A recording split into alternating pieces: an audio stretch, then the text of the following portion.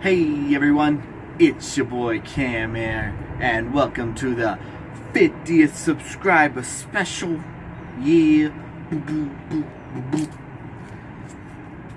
Yes, I finally hit 50. I didn't think I would do it in the first year, but I did. And the door's opening. Great. Oh, the continuity's broken already. The door opened. Oh god, now it's blurring. What are you doing? There we go. Okay. Back into the video. Yes, I hit 50 subscribers and I'm happy about that. Woo! And I got something planned for the 1 year anniversary coming up in about a week or two. And I just wanted to say that thank you guys for getting me this fast. It's not that fast compared to some huge channels, but it's fast for me. I did not expect to hit 50 in the first year. I thought, man, this is gonna take forever. I'm just a kid in his room talking to himself, but I did it, and once again I wanted to say thank you for that. I do have something I want to talk about though. Not only is this the 50th subscriber special, but I also wanted to bring up the other video. You probably know which one I'm talking about. It's the Jon Snow father theory. Yeah, the Jon Snow father theory. The second one that got a lot of views but not a lot of likes. It actually got a lot of dislikes, which I expected that. Don't get me wrong. I expected that going into it because I knew people were going to deny it. I knew they were going to do that, and that's because everyone's already got it solid in their mind that Jon Snow is Rhaegar's. And don't get me wrong, do I think the show will go with that? Yeah, probably.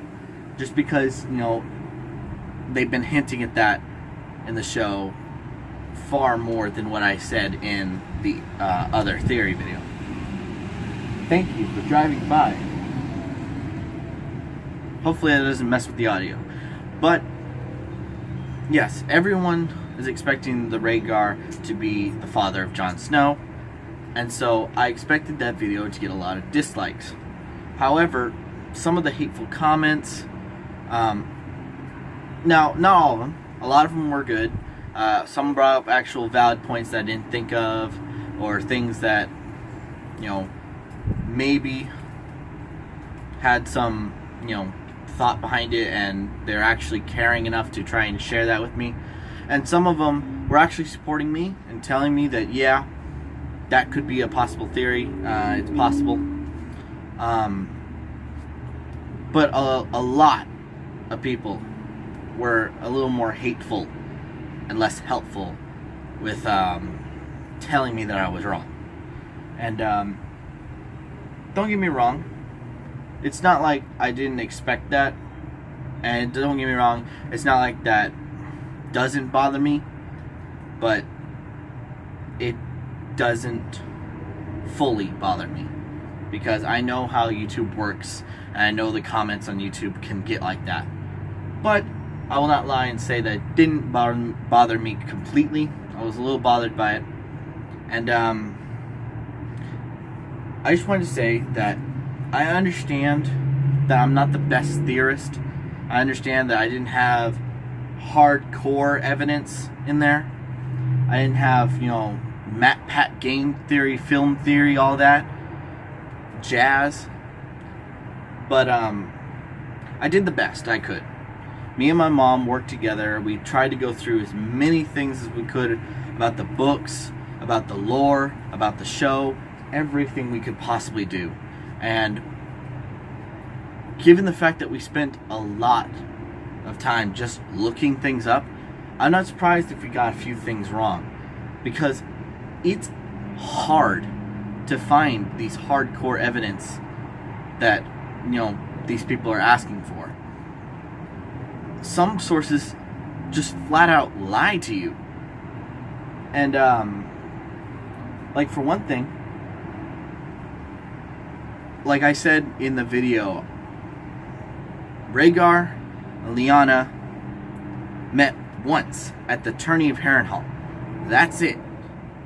So yeah, you could say, oh, yeah, they fell in love and all this stuff. But if you look at it, you're like, they fell in love after what? Meeting each other once? It's not mentioned anywhere else that they saw each other or went to see each other or, did like a Rapunzel and whatever the prince's name was, came over there and secretly saw each other. That doesn't exist. So I wanted to come up with something, or we wanted to come up with something that went against the popular theory and looked at it and went, if Rhaegar is supposed to be honorable and supposed to be smart and supposed to be a good guy, he's supposed to be a good guy, why would he do something stupid as to betray his wife and betray the Baratheons and betray the Starks? Because, they fell in love and, love blinds people? It doesn't hold as much water as I want it to. So I tried to find something that made a little more sense in my eyes and look at someone we know rapes people, we know is hateful, and went, if Ares did it, it would make a little more sense, because he's known to be that way. He's known to take people for no reason other than maybe he just felt like it, or he felt like they needed to be punished.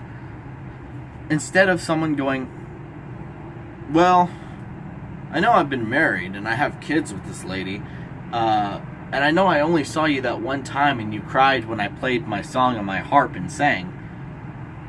You want to get, secretly married and run off together and accidentally start a rebellion because that was a stupid decision? It doesn't make sense. So, I get what people are saying, and, some of the facts and some of the other opposing arguments, but the more purpose of the video was to get people to think away from what people are expecting, because they've come to the illusion that it has been confirmed that Rhaegar is Jon Snow's father. And I know people point to the infographic of like all these people, and it shows an arrow pointing from, like, a parentage arrow pointing from Rhaegar to Jon Snow. And yes, I'm not saying that could be proof. It could be. For all we know, it could be. But it could also be a mistake, or intentionally to overthrow you, to completely, like, make you believe it. Because HBO does that. They filmed fake scenes. They spent days filming fake scenes to specifically throw off people that tried to find out the story. So, if an infographic's pointing out something that was not confirmed in the show, who's to say that could be trusted? The only thing the show showed you was Lyanna gives birth, and it cuts to Jon, which implies that that's Lyanna's kid. But they don't show you who the father is. So, don't get me wrong, I believe they're going with the Rhaegar theory in the shows, but it's not strong enough to me. And once again, to go back to the celebration part of this video, thank you guys for getting me to 50. Tell me what you want me to talk about in a future video, or to cook in a future video. I've split up the cooking and the outtakes, or the funny moments, away from each other, so it can be a little more flow.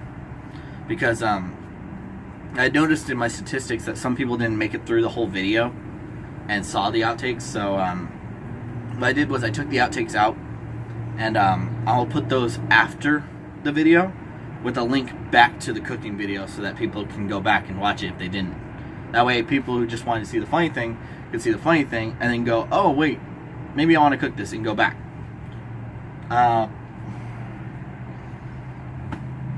Hey, 50 subscribers.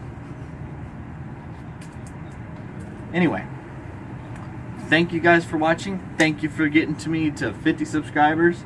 Like, comment, and subscribe for more. Once again, and as always, what's an outro?